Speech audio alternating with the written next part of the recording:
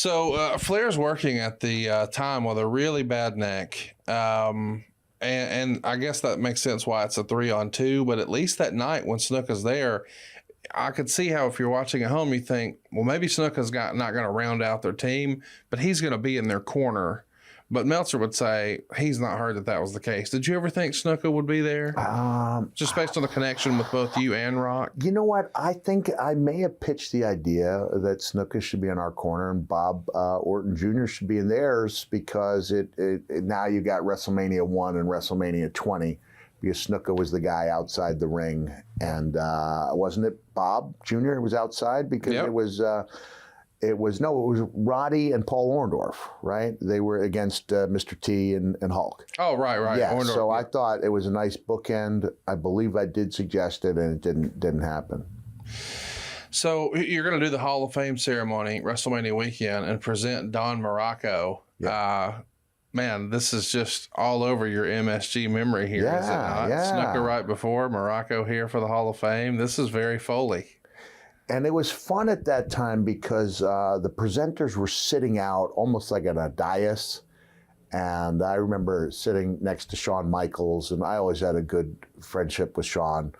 And I remember Jerry Briscoe is on Big John Studd's video package, and he goes, if I had to describe Big John Studd in one word, it would be big.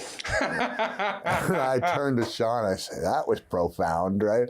So we were out there. I guess it's probably better visually if the presenter's only out there for a short time. But I was really honored to be asked. I don't think I was Morocco's choice, but I think at that time, you were kind of given somebody. I was lucky that when my number was called, I was given my choice, and Terry Funk gave a really great induction speech. At that time, I remember it. Remember that fondly. Billy Graham was inducted. Big John Studd, Junkyard Dog was inducted posthumously, and his daughter was there. It was great to be around the guys. We realized we've got something major to do the next day. It was really a great way to. It's almost like your final meal before you walk that green mile. What was the vibe that weekend with everybody knowing Goldberg and Lesnar are finishing up and not on the best of terms? I don't think that soured anybody. I remember Brock apologizing to me, and I said, no, man, you have to go after your dreams. And he did. And then when he came back to wrestling, he was, he just asserted himself and made himself. It worked out. It worked out for everybody. You're one of the top attractions on the show. You're in the 4th place on the card. How did that meet your expectation? Just given the idea that it's you and Rock and Ric Flair all in the same ring. I thought we were the first match on the main card. I think 4th overall is what we're doing. Okay. Conrad, I was just so scared, and I just wanted it to be over. It wasn't that classic Foley presentation and, getting up for it and peaking.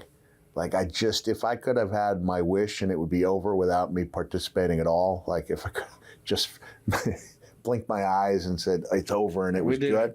We did it. I just, I didn't have my mojo, which was odd because in building that storyline, I did have the mojo.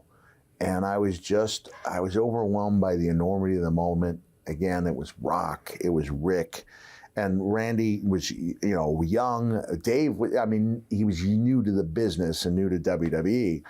He had a few years on Randy, and I just felt overwhelmed and like I didn't belong there. Yeah, I don't want to overstate how disappointed I was in myself, but I was very disappointed. What preparation went into putting the match together? We've heard at various times when Rock would come back, he's going to be putting in a lot of time in the ring with guys like Curtis Axel or what have you, just getting ready for a match like this. But this is a return match for you too. So are you guys going through stuff at a warehouse somewhere? Or? No, just that day. Okay. And it's probably, probably too much stuff was set up. as we get into talking about the singles match with me and Randy, I'll talk more about that process. There was a lot of talk that went in, 2 sets of heat. I took a clothesline from Batista that affected my voice. So the next day I was doing some stuff for WWE, and you could tell I was really hoarse. Just it caught me a little bit high, a little higher than you'd like. And again, I can't tell you that much about the match because I've never watched it. I just know that Rock and Rick were electrifying, and that I curled up in a ball. And well, let's talk about Rick for a minute, because we know that you guys are going to have an issue. It hasn't yet happened at that point, but you did say earlier, when I sort of guessed that maybe some of the folks who thought that you hurt Randy in the promo, that it was Triple H, and you said, well, Rick too. So could you tell, was there any sort of, I don't know if animosity is the right word, there's tension? Could you tell, like, we're not on the same page? No, because the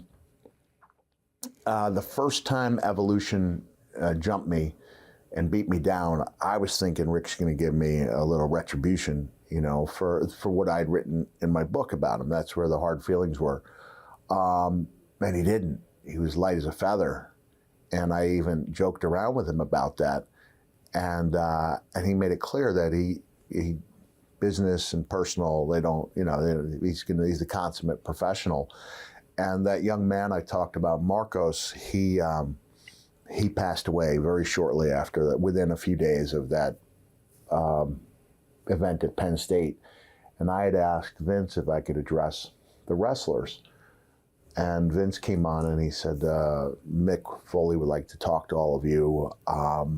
I know how busy all of you are on the road. Sometimes we forget about the difference that we are able to make in people's lives. And Mick would like to remind you about that. And here I go. I'm used to addressing, and would address later that night, 12 to 15,000, whatever the live crowd was, and be completely comfortable doing that. But now I'm among my peers. It's different. It's different. And it was one of the most difficult things I had to do. But what I wanted to do was thank each and every person who went out of their way to make one of his last days on earth one of his best days.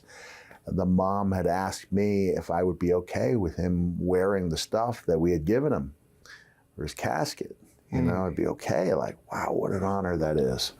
And I remember I even dropped that rare F-bomb, because he was wearing Austin's shirt, F fear. And I remember saying, that's right, fuck fear. And it was unusual for me to drop that. And I remember Rick being very emotional, and that it was like, it was like it was a really emotional day. And I apologized to Rick for the way my book had made him feel. That would later go on to be a thing. It's like, I wasn't apologizing for what I wrote. I was apologizing that it had caused such bad feelings, which might seem like it's the same thing. But there were a lot of tears among the men and women, in that dressing room. And that was one of the most difficult things I felt like I had ever done. I'd just been at his funeral earlier that day, but I felt like everyone should know about the difference they'd made in that young man's life. Absolutely.